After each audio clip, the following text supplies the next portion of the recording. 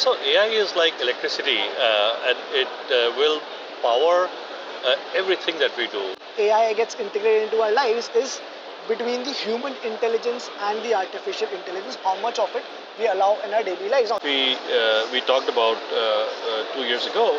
I think we're doing okay so far. So ultimately, it's the human using AI, and even if the human is using AI at a very meta level, and then letting the AI do stuff after that, the human is still in control. So I'm at the Mobile World Congress in Barcelona where all the action around technology is happening, and I met somebody who shares the same name as me and also the enthusiasm for tech. Manas Human, who's the CEO and co-founder of Nagarro, a digital leader in digital engineering. So first of all, Manas, very interesting name because you go with the name Manas Human.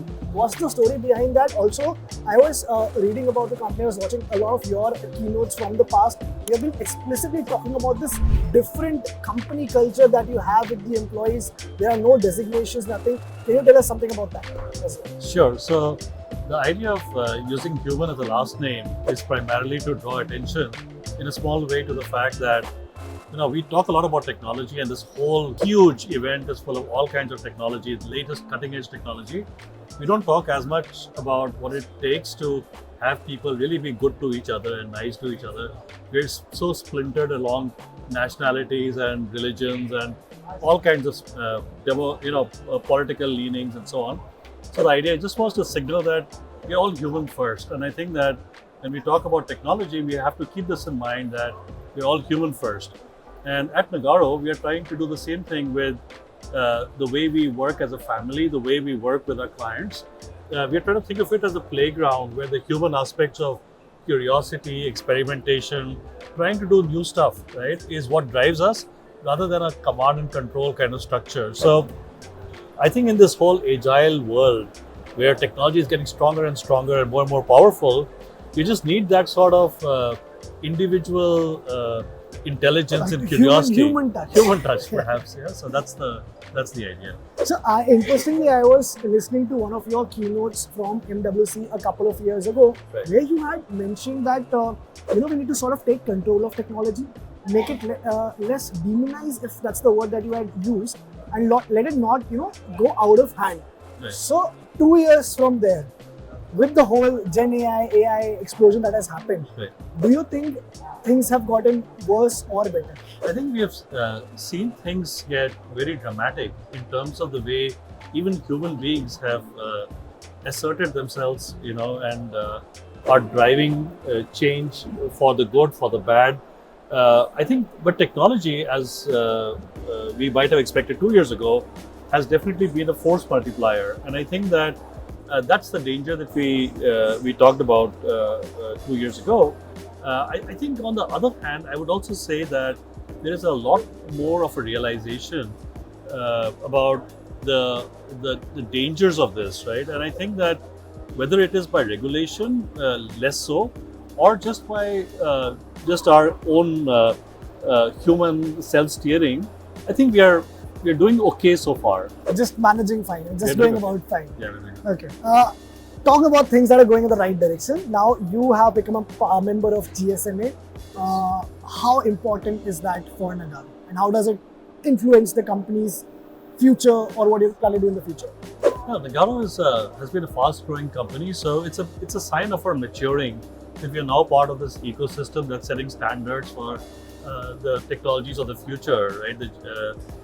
I think we see enormous opportunities at where this mobility intersects with various industries, whether it's or governments, whether it's municipalities or healthcare or automotive or manufacturing. And to be part of the ecosystem that's setting the standards and seeing the path forward is very exciting for Nagarro. One of the things that has happened, of course, the last couple of years is this whole explosion of AI. Now, AI is almost everywhere. It's on our devices. It's in all the solutions that you guys are making. Everybody wants to integrate AI into their workflows in one way or the other, right? What are the new trends that you have seen? Yeah, so AI is like electricity, and it will power everything that we do. So I think that we are seeing that in our personal lives, we're seeing that in our work lives, we're seeing that in the products and solutions that we are making for our customers. Some of the trends that are very interesting is this explosion of edge AI, right? So I think that the world today is not as instrumented as it might be. A lot of the things that that we use. For example, if you walk into your kitchen, it pretty much looks like it could have looked 50 years ago, right? So you can just imagine the explosion of devices, sensors, actuators in our home and personal lives, in our work lives, and then trying to use that to compute on the edge, because there's privacy, there's sovereignty, there are all kinds of issues that you don't want to send the data up to a cloud of you walking out from your bedroom or walking out into your bathroom or whatever. So you just want to use these edge devices to do intelligent stuff for you. And I think that's one of the big trends that we are seeing.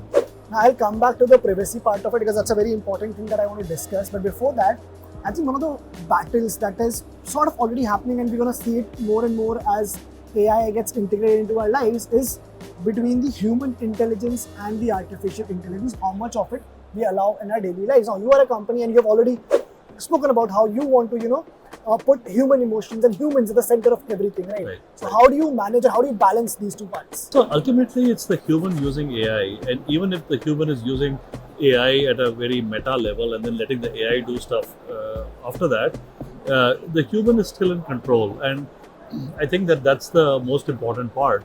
And as a human, we are part of all these systems. So we are part of a government, a country, an organization, a department, and we have our own objective functions, we have our own constraints, we have our own way of things that we want to share, we don't want to share. So I think that there is going to be this level of control. What is going to be very interesting though is that if you look at a slightly higher level, if you look at, for example, a traditional org design, it may have some of these silos, but now you can actually go beyond these silos and you can say, hey, let's optimize more globally. And I think it's that sort of thing which we find very, very interesting. Also, as you get more and more meta, it gets more and more dangerous. But I think that the way the world will evolve will probably be with starting with AI in the structures that we already have, and then gradually lifting up to do more and more with AI. But I mean, I'm sure you would also face this challenge because you have such strong core, such strong values, basically. So when you want to expand, when you want to scale up, then does it not come in the way? And if it does, like how do you navigate through that? No, I think actually it is a great enabler because see, earlier we would say that data is democratized. Now even some sort of base knowledge is democratized. Some sort of base ways of working are democratized. So everyone is incredibly more powerful, and it's a great disruption because companies' competitive positions or people's competitive positions are now because of the democratization. Everyone has a chance, right? So I think it's a fantastic opportunity, and of course we have to have some safeguards, but I think we as humans are evolving very well to using it in ways that are controlled and not not crazy yet. Yeah? And coming back to the privacy part, because you also, rightly mentioned again that you don't want somebody spying in your bedrooms, bathrooms, right? So when you also integrate some of these technologies, generative AI into automation, optimization, be it any of the workflows, what are the things that you, by you I mean Nagarro, of course, keeps in mind while coming up and integrating these solutions? Right. So, of course, there are multiple layers of this. There are regulatory layers that we have to abide by and our customers have to abide by. There are ethical layers that we abide by, that we take very seriously. And then there are technological solutions to each of these, right? So there are different ways to create these solutions that they don't actually lead to unnecessary vulnerabilities. And then there are ways to test these solutions for those vulnerabilities. So I think you have to take a comprehensive view of creating solutions that are respectful of both the law, which in places like Europe is very serious, but also the ethics of how data should be used or how information should be used, right? So I think that, like I mentioned, Edge AI is one of the ways you can solve for some of this by having more control about how your data is being used. Now, one question which I keep asking almost every industry leader in the last 1.5 years since this whole Gen AI explosion, and I never get a straight answer to, is, let's say, as you are creating these models, you're creating the solutions, your customers are eventually implementing it to provide some services. Right. Let's say something goes wrong. Exactly. Where does this responsibility lie? Is it the customer, or is it you, or companies like you, which are platforms like you, which are actually coming up with these solutions? So I think that that depends very much on the contracts that have been laid out between us and the client, or technology providers and us and the client. I must say that I'm really surprised by how long it has taken for larger companies, especially, to embrace these technologies, because they've been very nervous about things going wrong. Yeah. And I think that smaller companies, startups are writing code there, or even mid-sized companies now have been much more forthcoming. Larger companies are starting to move now, but they are making sure they have that whole regulatory and legal guardrails and frameworks in place. And so I think this, to your particular question, I think it depends a lot on the contracts. But I think no one would venture into a situation like this, a solution which could have very problematic outcomes, without being extremely careful about how the solution is conceived, designed, developed, tested, and deployed. So we're all going about this very carefully. Yeah, because traditionally it's also been a backward approach where we used to implement some solution, then see where the problem is, and then go back and then put these frameworks into place. But now at least frameworks are being put into place first, and then the solutions are being implemented. There is a lot of caution around the use of this technology, and I think it's really worthwhile caution. But the good news is that despite the caution, we are now moving forward in a big way. What is that forward movement? What are your predictions for the IT industry for the next decade or so? So I think that the IT industry has an enormous opportunity. The IT services industry has largely been about engineering, right? So it's been about creating solutions. Yeah. And in India, it's also been a lot about trying to use the talent pool available in India and so on. So I think that there are 2 or 3 points of departure. One is that we now have the democratization of knowledge of other conceptual models, etc. So the industry can actually move up the value chain to actually reinventing business for our clients. So it doesn't have to be the IT industry itself. It can be the technology-driven industry that's actually helping the clients, consulting with the clients to actually achieve business outcomes. I think that this is one of the hottest, most exciting areas that I see. The second part is that this is just on what we are doing with technology for our clients. I think that in terms of where these services are delivered out of, and India has been a big talent area, etc. I think that becomes less of a topic. So I think that anyone who is sort of fixated on the cost arbitrage or delivering out of India, etc., they should probably move to another industry, because this industry is going to be really a different industry in the next 5-10 years, as far as I see it.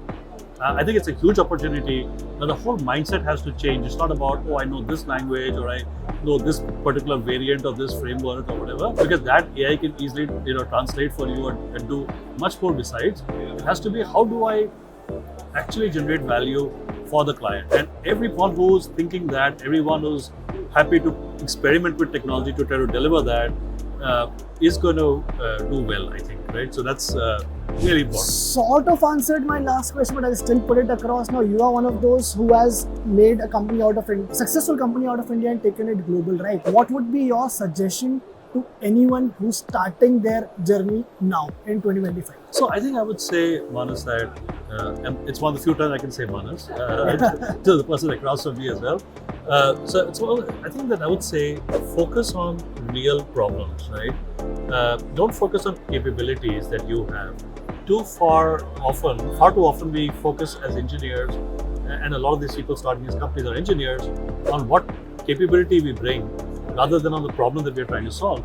So if you start with the problem, if you start to see, is it a problem that will eventually need to be solved? Is it a problem where money can be made solving it? Is it a problem where there is a defensible moat as you solve it? Can you create some sort of lasting value add? I think if you can do that, you should definitely be starting the company, and I'm sure you'll do well. I mean, it's about solving problems at the end of the day for all of us. Exactly. Thank you so much for your time. You're very kind with your time. Thank you very much. Really liked speaking with you.